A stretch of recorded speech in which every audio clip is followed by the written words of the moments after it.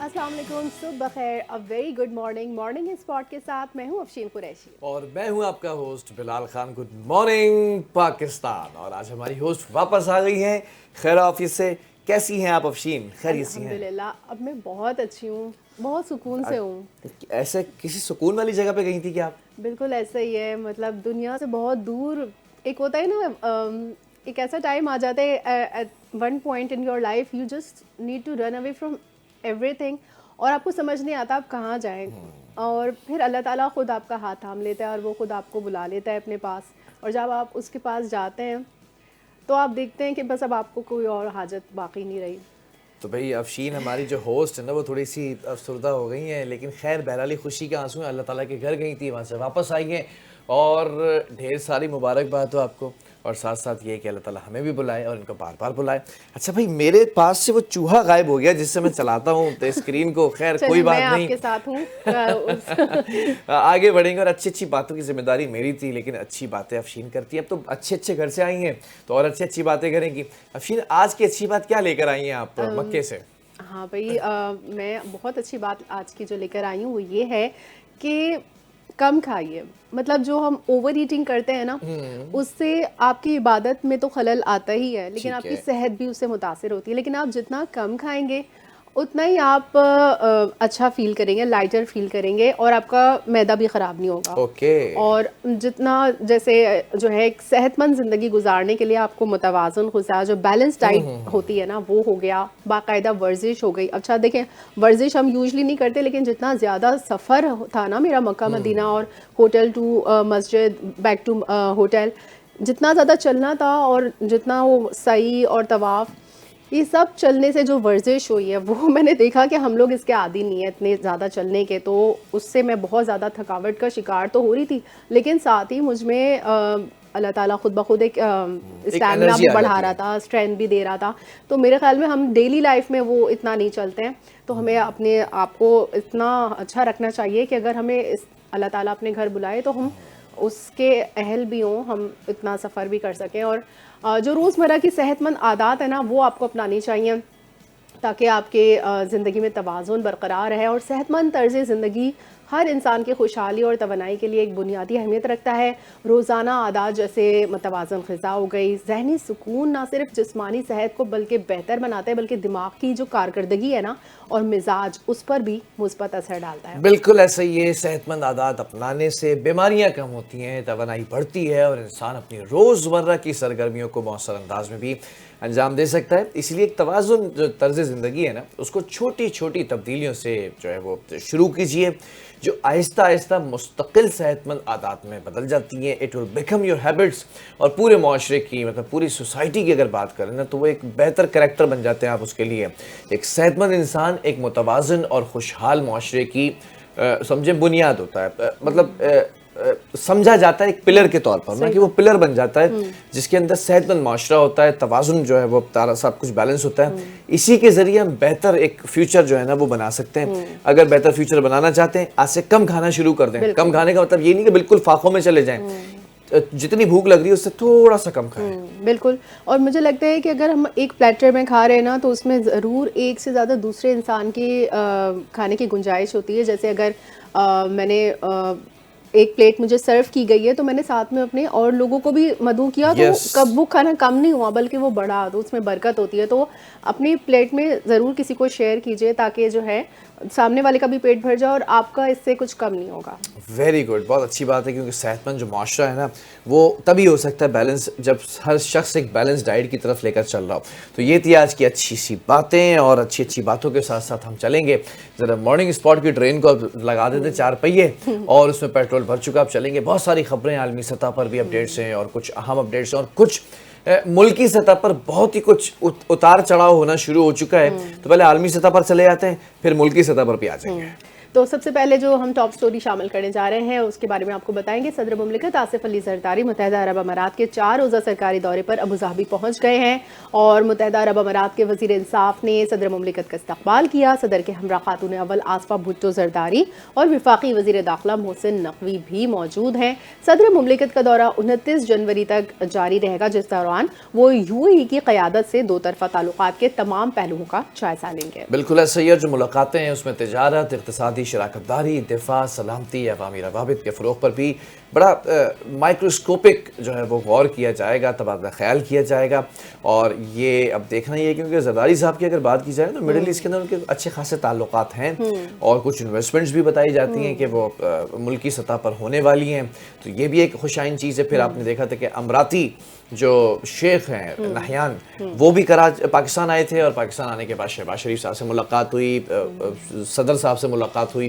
اب ایسا لگ رہا ہے کہ مڈل ایسٹ کی قربتیں پاکستان کے ساتھ دوبارہ بڑھ گئی ہیں، اکنامک ٹائز ہو چکے ہیں، ویزا پالیسی ریوائیو کر دی گئی ہے. ابھی مجھے یہ پتہ چل رہا ہے، I'm not wrong کوٹ کر رہا ہوں نمبر، اگر نمبر غلط تو ٹھیک ہے لیکن خبر درست ہے، 8 لاکھ کے قریب ویزے لگنے ہیں خاص طور پر دبئی کے لیے اور مڈل ایسٹ کے لیے کہ نئی ملازمتیں اور جابز جو ہیں وہ پرووائڈ کی جا رہی ہیں پاکستانیوں کو. اچھا، یہ بڑی زبردست خبر ہے. یہ تو بہت اچھی بات ہے اور ان تمام لوگوں کے لیے بھی اچھی خبر ہے جن کے ویزا رکے ہوئے تھے، جو ان کے ویزا ریجیکٹ ہو گئے تھے اور ہمیں لگ رہا تھا کہ اب دبئی جانا بڑا امپاسبل سا ہو گیا ہے، لیکن جو ہے یہ بہت اچھی خبر سنائی بلال کہ یہ سب چیزیں بحال ہو گئی، بلکہ جابز بھی ہیں پاکستانیوں کے لیے. بالکل ایسا ہی. اچھا ایک اور بری خبر ہے، بری کہیں اچھی کہیں لیکن ہوا تو غلط ہے.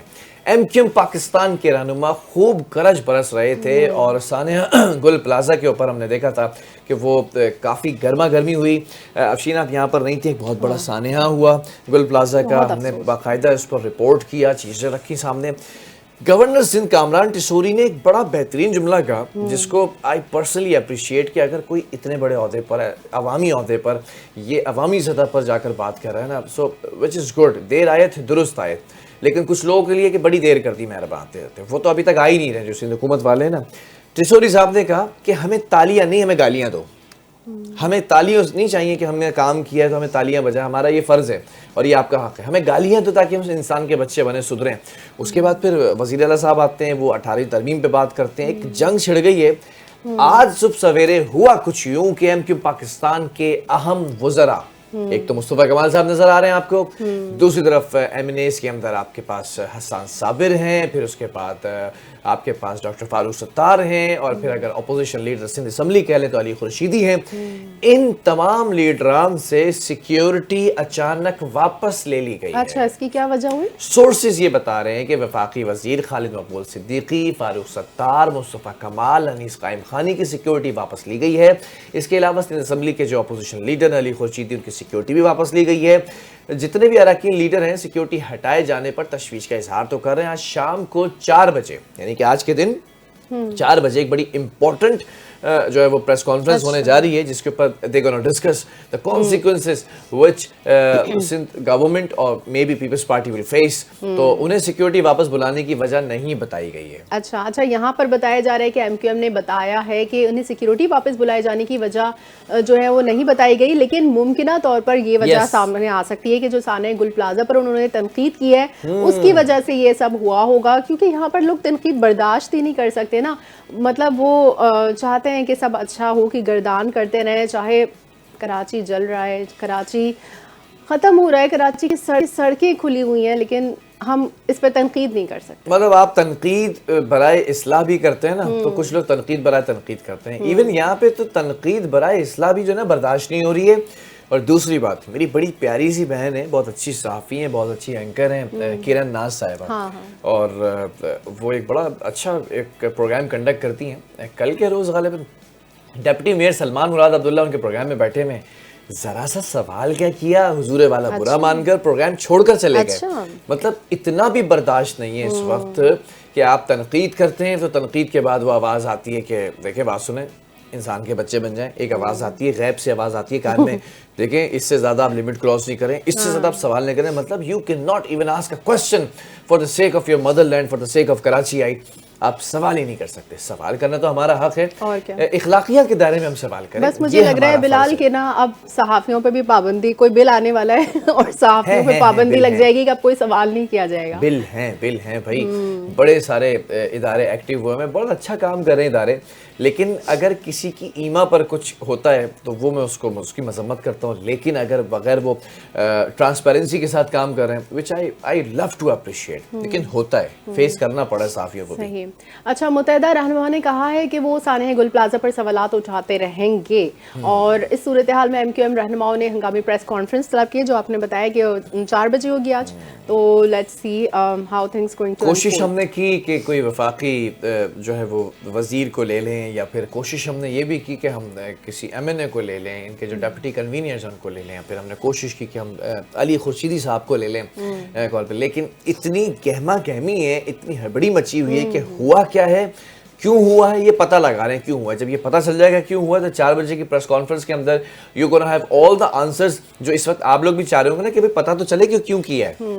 ہو گیا ہے, لیکن ڈیپ ڈاؤن اگر اس کے ہونے کے بعد اگر رزلٹ پازیٹیو نہیں آتا, مطلب ایم نے اگر یہ انسٹانس اٹھایا ہے, یہ اسٹیپ لیا ہے, اس کا ریئیکشن یہ آیا ہے کہ سیکورٹی لے لیے, اس کے بعد معاملہ دوسری طرف اگر جنگ چلی جاتی ہے, یعنی کہ ایم ورسز پیپلز پارٹی ہو جاتی ہے, تو پھر ہمیں منظور نہیں ہے یہ چینج.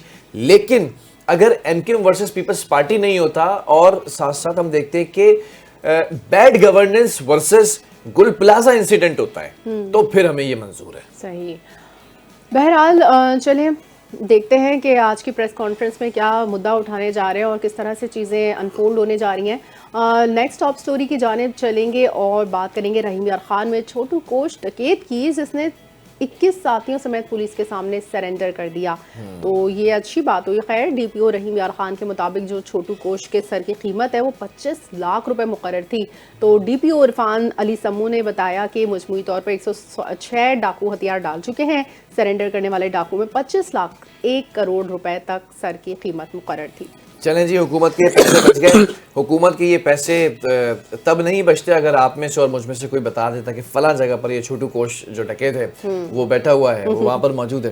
تو خیر, حکومت کے پیسے بچانے کے لیے بھی شکریہ, سرنڈر کرنے کے لیے بھی شکریہ, اور اب حکومتی ایک احاطے اور دائرے کار میں آ چکے ہیں. تو اب دیکھا جائے گا کہ لیگل ایسپیکٹس کیا ہوتے ہیں, قانونی طور طریقے کیا ہوتے ہیں, انہیں قانونی پیچیدگیوں کا سامنا تو کرنا پڑے گا نا. ایگزیکٹلی. تو نیکسٹ ٹاپ سٹوری کی جانب چلیں گے اور بتائیں گے کہ بھئی فرانس میں 15 سال سے جو کم عمر بچے ہیں ان کے لیے سوشل میڈیا کے استعمال پر پابندی کا بل منظور کر لیا. یہ بہت اچھا اقدام ہے کہ چھوٹے بچوں کو موبائل اور یہ گیجٹس نہیں دینا چاہیے, وہ پھر ان کی جو فزیکل ایکٹیویٹیز ہیں وہ کم ہو جاتی ہیں. تو فرانس کے ایوان زیری سے منظوری کے بعد بل کی سینٹ سے بھی منظوری درکار ہوگی, اور خبر ایجنسی کے مطابق اقدام آن لائن ہراسانی اور ذہنی صحت کو بڑھتے خطرات کے پیش نظر اٹھایا گیا ہے. دیکھیں, ایک چیز ہے, میں ذرا پہلے خبر کمپلیٹ کر لوں پھر میں آپ کو بتاتا ہوں. آج فرانس کی قومی اسمبلی کے اندر 15 سال سے کم عمر بچوں کے سوشل میڈیا استعمال پر پابندی کا بل پیش کیا گیا, جس میں کم عمر بچوں کے لیے سوشل میڈیا پلیٹ فارمز استعمال پر پابندی کی تجویز شامل تھی. بل میں مڈل اسکولز میں اسمارٹ فونز کے استعمال پر پابندی, ہائی اسکولز تک بڑھانے کی تجویز بھی شامل تھی. بل میں سوشل میڈیا استعمال کو کم عمر بچوں میں ذہنی صحت کے مسائل میں اضافے کا سبب بتایا گیا. میکرون جو صدر ہیں فرانسیسی, انہوں نے نوجوانوں کے اندر بڑھتے تشدد کے رجحانات کا ایک سبب سوشل میڈیا کو قرار دیا, اور وہ آسٹریلیا کی طرح فرانس میں بھی کم عمر بچوں کے سوشل میڈیا استعمال پر پابندی لگانے کے خواہاں ہیں. Now let me tell you one thing Afshin, کل کے روز میں نے خبر پڑھی جو کہ بری طرح وائرل ہو گئی. وہ خبر لوگوں کو لگا شاید it's happening in Pakistan, but not it's happening in Pakistan, بلکہ UAE کے اندر ایک بل پاس کیا گیا ہے. اس کے اندر یہ ہے کہ والدین کو مورث کردار ٹھہرایا جائے گا اگر سوشل میڈیا پر اکاؤنٹ ہوتا ہے آپ کے بچے کا, اور اگر آپ کا بچہ کسی غلط ویب سائٹ کی طرف جو ہے وہ انٹر کرتا ہوا پایا گیا. یہ پورا بل بنا دیا, مانیٹرنگ ہو رہی ہے UAE کے اندر. ابھی آپ نے دیکھا کہ فرانس کے صدر نے بھی کہا کہ یہ بل پاس ہو گیا ہے, اور وجہ کس کو بنایا کہ آسٹریلیا میں بھی ہوا ہے pass, so we gonna do that as well in our country.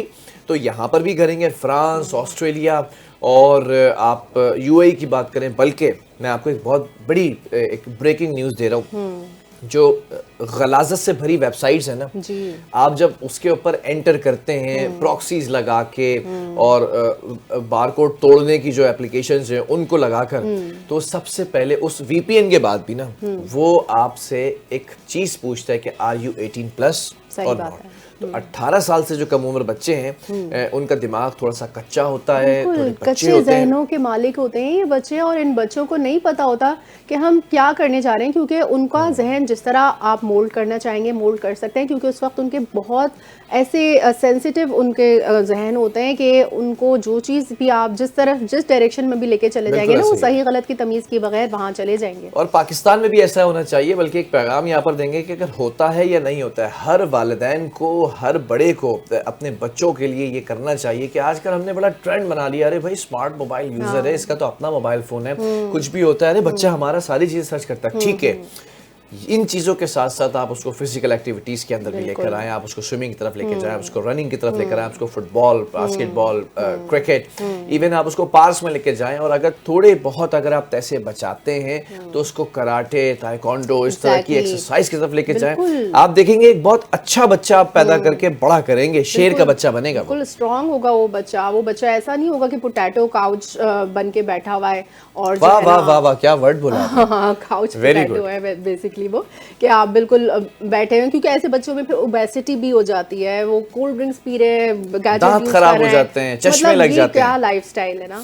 تو اب اچھے لائف سٹائل کی طرف دیکھیں, پہلے کیڈٹس میں ڈال دیتے تھے بچوں کو, پھر ان کی وہاں ٹریننگ ہوتی تھی, یہ سب کہاں گیا. allow me one word, کہ اگر میں ایک بات آپ سے شیئر کروں, آپ نے بہت اچھی بات کی جو کاؤچ پوٹیٹو اور پوٹیٹو کاؤچ کا ذکر کیا نا آپ نے.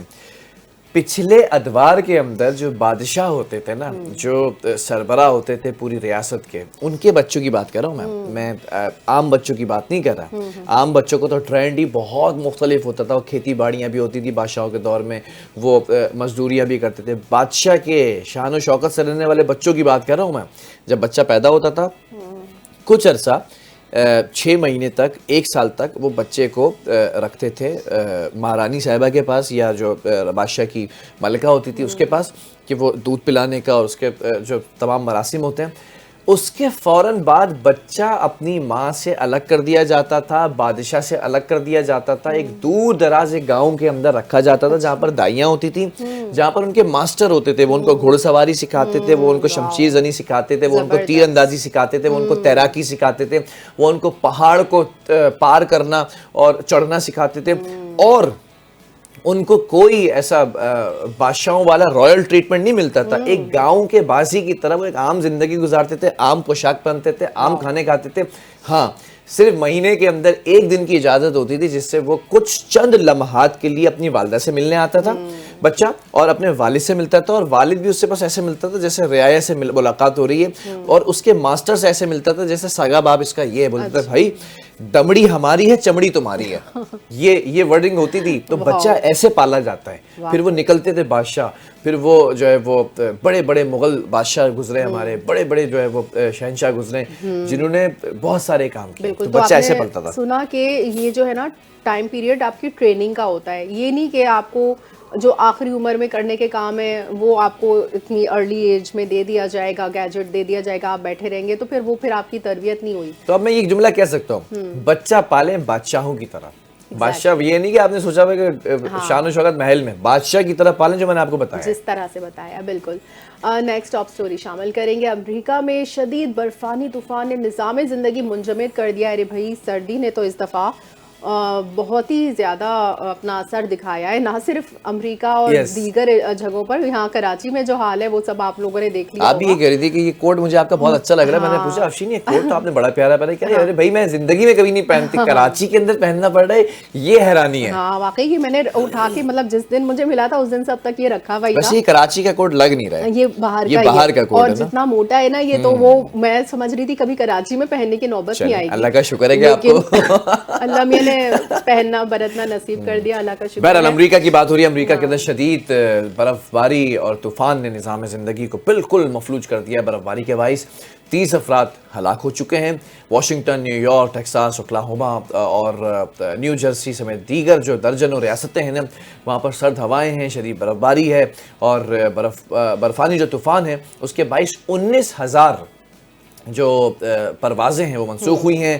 واشنگٹن کے اندر وفاقی وزیر وہ وفاقی جو دفاتر ہیں وہ بھی بند ہو گئے. ایگزیکٹلی. اچھا, ارکنساس سے انگلینڈ تک کے 1 فٹ سے زائد برف پڑ چکی ہے اور شدید خراب موسم کے باعث سڑکیں اور تعلیمی ادارے بند کر دیے گئے. پیٹسبرگ کے شمالی علاقوں میں 20 انچ تک برف ریکارڈ کی گئی. 20 انچ مطلب ہٹاتے گاڑی کا پورا ٹائر دھس جائے. ہاں, درجہ حرارت -31 ڈگری -31 ڈگری, یہاں 31 ہوتے ہیں تو -31 سوچیں. اور کچھ علاقوں میں دہائیوں کی شدید ترین سردی محسوس کی گئی. نیو یارک سٹی میں 8 افراد کی لاشیں کھلے مقامات سے ملی ہیں. وہاں پر ظاہر ہے جو ہوم لیس ہوتے ہیں بیچارے وہ تو اس سردی میں مر گئے ہوں گے. اور بارش اور برفانی طوفان کے باعث 10 لاکھ سے زائد افراد بجلی سے محروم ہیں. 44 ریاستوں کے تقریباً 20 کروڑ افراد کے لیے شدید ترین ٹھنڈ کی وارننگ جاری کی گئی ہے. بالکل ایسا ہی ہے, آپ نے صحیح کہا کہ 24 ریاستوں کے اندر ایمرجنسی نافذ کر دی گئی. جو میٹرولوجی ڈپارٹمنٹ ہے اس نے خبردار کیا کہ اب جو اپ کمنگ ڈیز ہیں اس کے اندر مزید شدید سردی ہوگی اور مزید برفانی طوفان جو ہے مشرقی ساحلی علاقوں کو بہت بری طرح افیکٹ کر سکتے ہیں. ایمرجنسی نافذ ہے. دس از آل اباؤٹ گلوبل وارمنگ کے جس طرح سے کنڈیشنز موسمی تغیرات ہیں اس کے بعد پھر یہ صورتحال تو دیکھنا بنتی ہے. اب آگے چلتے چلتے دیکھنا ہے کہ ہمیں آگے کیا ہونے جا رہا ہے. مطلب یہ آگے ہماری جنریشن میں تو بہت کچھ دیکھنا ہے. موسم تبدیل ہوا ہے اور موسم کے ساتھ ساتھ آپ کو اس بات کا بھی علم ہے کیونکہ آپ میرے ساتھ کنیکٹڈ تھی. کرکٹ کے اندر بھی ایک بڑی تبدیلی آ رہی ہے. بھائی پاکستانی جو ٹیم ہے اس کا فیوچر نہیں ڈیسائیڈ ہو پا رہا ہے. کل شہباز شریف صاحب کی ملاقات ہوئی ہے, محسن نقوی صاحب نے ملاقات کی ہے, تمام چیزوں سے آگاہ کیا کیونکہ پی سی بی چیئرمین بھی ہے نا وہ, تو پی سی بی چیئرمین ہمارے انہوں نے ملاقات کر کے کچھ اپڈیٹس دی ہیں. ایک بڑا خوبصورت سا ٹویٹ کیا ہے, وہ ٹویٹ بھی میں ڈسکس کروں گا, پہلے خبر پڑھتے ہیں. اچھا جی افشین. اچھا, تو اسپورٹس کی خبر یہ ہے ہمارے پاس کہ پاکستان T20 ورلڈ کپ کھیلے گا یا نہیں. دنیائے کرکٹ کی نظریں وزیر اعظم کے فیصلے پر لگ گئی ہیں, یعنی کہ یہ وزیر اعظم کی اب ثوابدید ہے. تو ورلڈ کپ کے بائیکاٹ یا بھارت کے خلاف میچ نہ کھیلنے کا آپشن ہے ہمارے پاس. تو ورلڈ کپ کے میچز میں سیاہ پٹیاں باندھ کر شرکا جو ہیں وہ اس آپشن پر غور کر سکتے ہیں. وزیر اعظم شہباز شریف اور chairman P C B Mohsin Naqvi کی ملاقات ہوئی ہے اور T20 ورلڈ کپ میں شرکت سے متعلق اہم مشاورت کی گئی ہے. بالکل ایسا ہی ہے. پاکستان کی ورلڈ کپ کے اندر شرکت کرنے یا نہ کرنے کا حتمی فیصلہ وزیر اعظم کریں گے. وزیر اعظم سے ملاقات ہو چکی ہے محسن نقوی صاحب کی اور تمام چیزوں سے آگاہ کر دیا ہے کیونکہ بنگلہ دیش کا ایشو ہوا تھا. بنگلہ دیش جو ہے وہ اس وقت خاصا ناراض نظر آ رہا ہے. پاکستان بھی جو ہے وہ پہلے کہہ چکا تھا. If you remember India Pakistan نہیں آیا تھا تو محسن نقوی صاحب نے اس وقت کہا تھا کہ ہم بھی پاکستان کی ٹیم کو لے کر وہاں انڈیا نہیں جائیں گے.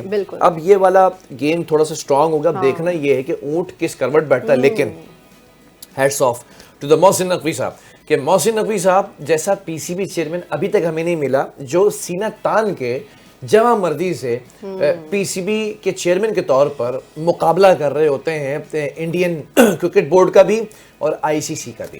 بہرحال آگے بڑھتے ہیں اور ایک اور خبر شامل کر دیتے ہیں. جملہ سن لیجئے گا. ہم چاہتے تھے کہ بنگلہ دیش کھیلے اور مکمل سیکیورٹی کی یقین دہانی بھی کرائی تھی. کہا تھا انہیں بھارت میں کوئی مسئلہ نہیں ہوگا. پاکستان بغیر کسی وجہ کے اس معاملے میں مداخلت کر رہا ہے اور بنگلہ دیش کو اکسا رہا ہے. یہ کہہ رہے ہیں بھارتی کرکٹ بورڈ بی سی سی آئی کے نائب صدر Rajiv Shukla. T20 world cup کے حوالے سے بنگلہ دیش کی حمایت کرنے پر پاکستان پر پھٹ پڑے. کیا کہا؟ انہوں نے کہا کہ پاکستان بنگلہ دیش کو گمراہ کرنے کی کوشش کر رہا ہے جو کہ سراسر غلط ہے اور بنگلہ دیش کے نہ کھیلنے کی صورت میں آخری لمحات میں پوری شیڈیول کو تبدیل کرنا بہت مشکل ہے. یہی وجہ ہے کہ اسکاٹ لینڈ کو شامل کیا گیا ہے. بالکل. جو شکلا صاحب ہیں, شکلا صاحب ہن تینوں آرام نہیں ہے, تسی آرام کرو جی. اور اسی جو ہے نا وہ اپنی پالیسی خود بتا دیں گے آپ کو. اور محسن نقوی صاحب ہیں, پی سی بی چیئرمین ہیں. آپ کو کوئی ضرورت نہیں ہے گھبرانے کی. گھبرانا تو دوسرے لوگوں کو چاہیے نا. ہم نے تو صرف یہ بھی ایک قدم بڑھایا ہے. یہ آپ کی کانپے کیوں ٹانگ رہی ہیں, مطلب ٹانگیں کیوں کانپ رہی ہیں. بہرحال نیکسٹ ٹاپ سٹوری شامل کریں گے اور موسم کی صورتحال پر بات کریں گے. بھائی بالائی علاقوں میں شمالی علاقوں میں مغربی ہواؤں کا طاقتور سسٹم داخل ہونے سے سردی کی شدت بڑھ گئی. بلوچستان کے علاقوں کوئٹہ زیارت شیلا باغ مسلم باغ برفباری کا سلسلہ پھر شروع ہو گیا ہے جس سے رابطہ سڑکیں بند ہو گئی ہیں. بلوچستان کے پاک افغان سرحدی علاقوں میں برفباری سے عام شاہراہیں برف سے ڈھک گئی ہیں، قلات میں 3 انچ تک برف پڑ چکی ہے اور استور میں گزشتہ رات سے پہاڑی اور بالائی علاقوں میں برف باری کا سلسلہ وقفے وقفے سے جاری ہے۔ Let's talk about Chilas. Chilas میں بابوسر ٹاپ ہے، نانگا پربت ہے، بھٹوگا ٹاپ ہے، داریل ہے، تانگیر ہے، اس کے پہاڑوں پر برف باری ہو رہی ہے۔ غزر کے بالائی علاقوں کے اندر بھی شدید برف باری ہے، میدانی علاقوں کے اندر بارش کے بعد نظام زندگی آبویسلی مفلوج۔ دوسری جانب بات یہ نیلم نے برف باری کے باعث بند شارہ نیلم کو بھی جو ہے وہ شاردہ تک اور کیل تک جو ہے وہ ٹریفک کے لیے بحال کر دیا گیا ہے، جبکہ سندھ میں تفریح مقامات ہیں، گورکھ ہل اسٹیشن ہے، موسم سرما کی پہلی برف باری ہوئی ہے گورکھ ہل اسٹیشن میں، چھوٹا بھائی بھی وہیں گیا ہوا ہے۔ سندھ میں بھی برف باری ہو رہی ہے، دیکھو ذرا، بالکل ایسا ہی۔ اچھا، سردی کی شدت میں بھی اضافہ ہوا ہے اور ضلع دادو کے اندر کیرتھر کے جو پہاڑی دامن ہے اس میں بھی جو ہے وہ گورکھ ہل وہاں پر موجود ہے، بلوچستان کی سرحدی پٹی پر بھی واقع جو ہل اسٹیشن ہے، وہاں پر بھی برف باری کے بعد ماحول بڑا سحر انگیز ہو گیا ہے۔ اچھا، تو مطلب یہ سندھ میں بھی میرے لیے بہت سرپرائزنگ سی بات ہو گئی، چلو مجھے پتہ چل گیا کہ سندھ میں بھی برف باری ہوتی ہے اور وہ گورکھ ہل اسٹیشن کا مقام ہے بلوچستان سے متصل۔ تو گورکھ ہل اسٹیشن پر برف باری کے بعد درجہ حرارت -2 ڈگری سینٹی گریڈ تک گر گیا اور وادی مہران کا واحد بلند ترین تفریح سرد ترین اور پرفضا مقام ہے جہاں موسم سرما میں کچھ سالوں بعد برف باری ہوتی ہے۔ یس، بالکل ایسا ہی ہے برف باری۔ میں نے کیا، ہمارے میٹرولوجی ڈپارٹمنٹ کے ایک ڈائریکٹر تھے، انہوں نے کہا تھا پچھلے سال کہ اگلے سال بہت تیز برف باری ہوگی، بہت شدید سردی ہوگی، اور وہی کچھ ہو گیا ہے۔ بہرحال اب موسم کی خبر کے بعد ہم آپ کو بتاتے ہیں جو ہمارا اگلا سیگمنٹ ہوتا ہے لائف اسٹائل اینڈ ہیلتھ۔ جدید زندگی کی تیز رفتار مصروفیات کے دوران بے چینی یا اضطراب تقریباً ہر انسان کی زندگی میں کبھی نہ متعارف ہوتا ہے، مطلب آپ کو عجیب سی گھٹن بے چینی ہو رہی ہوتی ہے، اضطراب ہوتا ہے۔ انزائٹی یا اضطراب ایک قدرتی عمل ہے جس میں دماغ کا دفاعی نظام ایڈرنالائن جو ہے وہ نظام کیمیکل کے ذریعے خبردار ہوتا ہے۔ if I've read right؟ جی، یہ ایڈرنالین ہے نا، یہ نظام جو ہے نا ہمارا، یہ کیمیکل ہوتا ہے، مطلب جب ہم کچھ ایکسائٹیڈ ہوتے ہیں بہت زیادہ کسی چیز کے بارے میں تو وہ ایڈرنالین ہمارے دماغ میں یہ بنتا ہے، یہ کیمیکل، تو یہ ہمیں اور زیادہ مطلب ہمارے ہارمونز کو وہ کرتا ہے، اس میں ایکسائٹیڈ کرتا ہے۔ اور اسی طرح جو ہے نا اگر آپ ہیپی ہارمونز کہلاتے ہیں؟ نہیں، ہارمون ہوتا ہے۔ اب آپ کی کنڈیشنز پر ڈیپینڈ کرتا ہے، اگر آپ انگزائٹی میں جا رہے ہیں تو وہ اس چیز کو ایگریویٹ کرے گا، اگر آپ ایکسائٹیڈ ہیں تو اس چیز کو ایگریویٹ کرے گا۔ تو یہ کیمیکل خبردار کرتا ہے کہ انسان ممکنہ خطرے سے نمٹنے کے لیے تیار ہے۔ یہ حالت عام طور پر اس وقت پیدا ہوتی ہے جب کسی خطرے کا خوف زیادہ دیر تک برقرار ہے، وہ کہتے ہیں ایک فلائٹ اینڈ فائٹ موڈ میں چلا جاتا ہے انسان، تو یہ وہ والا ہوتا ہے، آپ کو الارم کرتا ہے، مطلب آپ کو خطرے سے پہلے ہی نا، مطلب آپ کو وہ مطلب وہ دینے لگتا ہے، الارم دینے لگتا ہے۔ تو انسان ہمہ وقت بے چینی اور پریشانی کا شکار رہتا ہے۔ اس کے علامات میں غیر ضروری پریشانی، چڑچڑاپن، سر درد، تیز دھڑکن، بے خوابی اور سانس لینے میں دشواری، اور معدے کے مسائل بھی اس میں آ جاتے ہیں کیونکہ our gut is directly related to our brain، تو جو ہمارے پٹھوں میں کھنچاؤ شامل ہو جاتا ہے۔ تو انگزائٹی کے یہ اسباب ہیں جو جنیاتی بھی ہو سکتے ہیں، جینیٹیکل بھی ہو سکتے ہیں اور نفسیاتی بھی ہو سکتے ہیں۔ یہ اکثر کسی زیادہ اسٹریس لینے یا پرانے حادثے جو ٹراما ہوتا ہے وہ خوف یا دماغ کے دفاعی نظام میں خرابی کی وجہ سے بھی لاحق ہوتا ہے۔ اور اس کی اقسام ہے، اس میں ایک تو جرنل انگزائٹی ہے، یہ ڈس آرڈر ہوتا ہے جرنل انگزائٹی ڈس آرڈر، جس میں مریض بلا وجہ پریشان رہتا ہے، مطلب بیکار کی بے چینی رہتی ہے۔ ایک ہوتا ہے پینک ڈس آرڈر۔ یہ کیا ہوتا ہے؟ اس میں اچانک شدید گھبراہٹ کے دورے پڑتے ہیں، فوبیا یعنی کہ بلا وجہ کسی چیز سے ڈرنا آپ شروع کر دیتے ہیں، مخصوص چیزوں سے آپ کو ڈر لگتا ہے، جیسے کچھ لوگ لفٹ میں جانے سے ڈرتے ہیں، ہائٹ سے فوبیا ہوتا ہے، ہاں، کیسٹروفوبک ہوتے ہیں، وہ اکیلے خوف کا شکار ہو جاتے ہیں، اور کچھ لوگوں کو سوشل انگزائٹی ہوتی ہے، یہ بھی قسم کی انگزائٹی ہے کہ ان کو بہت سارے لوگوں کے بیچ میں آنے سے ڈر لگتا ہے، یہ بھی سوشل ڈس آرڈر ہوتا ہے۔ کنیکٹ کریں جو ڈاکٹر افشین بتا رہی ہیں، آپ کنیکٹ کریں، تو جس میں لوگ جو ہے نا میل جول سے گھبراتے ہیں اور خود کو دوسروں سے کمتر سمجھتے ہیں۔ ہاں، اس کا یہ جیسے آپ کسی محفل میں گئے، اب وہ محفل میں جا کر نا وہ اپنے آپ کو کم سمجھ رہے ہوتے ہیں کہ پتہ نہیں شاید میں کیسا لگ رہا ہوں، جبکہ وہ بالکل صحیح ہوتے ہیں ماشاءاللہ، انہوں نے کوئی کمی نہیں دی ہوتی، لیکن ان کے اندر کی یہ جو انگزائٹی ہوتی ہے نا وہ ان کو کمپلیکس میں مبتلا کر رہی ہوتی ہے۔ تو انگزائٹی کے علاج میں نیند، خوراک پر توجہ، مثبت سوچ والی صحبت اور ورزش اور جسمانی سرگرمیوں میں مشغول رہنا اور قدرتی مناظر کا مشاہدہ شامل ہے۔ معمولی سی گھبراہٹ یا خوف نقصان دہ نہیں ہوتا ہے، لیکن جب یہ اکثر اور شدت کے ساتھ ہو تو فوری توجہ کی اس کی ضرورت ہوتی ہے۔ ویری گڈ، بہت اچھے طریقے سے آپ نے اس کو ایکسپلین کیا۔ love to appreciate you. اور یہ چیزیں جو ہے نا وہ دیکھیں آپ سنا کریں, سمجھا کریں, کنیکٹ کیا کریں. آپ کو اور مجھے بھی اکثر ایسی چیزیں ہوتی ہیں. معیار زندگی بری طرح متاثر ہو سکتا ہے اگر آپ ہمیں سنیں گے نہیں, سمجھیں گے نہیں. مجموعی طور پر انزائٹی کی اگر بات کر لیں نا, ایک عام مگر قابل علاج مسئلہ ہے. یہ قابل علاج ہے تو پھر مسئلہ ہی کیا ہے؟ مسئلہ نہیں ہے پھر, یہ قابل علاج ہے. روزانہ کی عادات, پازیٹیو ایکٹیویٹیز, مناسب نیند. ٹھیک ہے, 8 گھنٹے کی نیند نہیں لے پا رہے, 4 گھنٹے 8 گھنٹے جو ہے آپ جابس کر رہے ہیں, زیادہ جابس کر رہے ہیں, تو آپ کم از کم 6-7 گھنٹے تک تو پہنچیں, کلوز ٹو 8 آورس. متوازن غذا رکھیں, جسمانی ورزش, کچھ نہ کچھ ورزش گھر میں بھی کر لیں. پی ٹی ایکسرسائزز ہوتی ہے, ہاتھ اوپر نیچے, سٹس اپ, چن اپس, ڈپس لگانا گھر میں شروع کر لیں. ایٹ لیسٹ قابو پایا جا سکتا ہے. زندگی کو اگر آپ چاہتے ہیں نا کہ خوشحال رہے, متوازن رہے, اور آپ اپنے لائف پارٹنر کے ساتھ, اپنے پیرنٹس کے ساتھ, اپنے بچوں کے ساتھ, اپنے کولیگس کے ساتھ, اپنے فرینڈس کے ساتھ, اپنے کزنس کے ساتھ, اپنے پڑوسیوں کے ساتھ اچھے رہیں, تو آپ نے ان چیزوں کو فالو کرنا ہے. بہرحال آگے بڑھیں گے. اور ٹورزم پیکیج آج ہمارے یہ کانجرو پہاڑ میرے خیال میں کوئی جگہ ہے, یہاں پر آپ لے کے جا رہے ہیں. میں آپ کو لے کے جا رہا ہوں کارونجھر پہاڑ. اور کارونجھر پہاڑ بڑی خوبصورت جگہ ہے, اور یہ بیسیکلی آبائی گاؤں ہے. ہمارے جو پروڈیوسر صاحب ہیں نا, قدیر چانڈیو صاحب, یہ بیسیکلی وہاں سے موجود ہیں, بلانگ کرتے ہیں. سندھ کی سرزمین اپنے دامن کے اندر نا صدیوں کی تاریخ سمیٹے ہوئے ہیں. اس تاریخ کے بارے میں ہماری ارم آپی بڑی اچھے سے ڈاکومنٹری بناتی ہیں. Let's watch this documentary.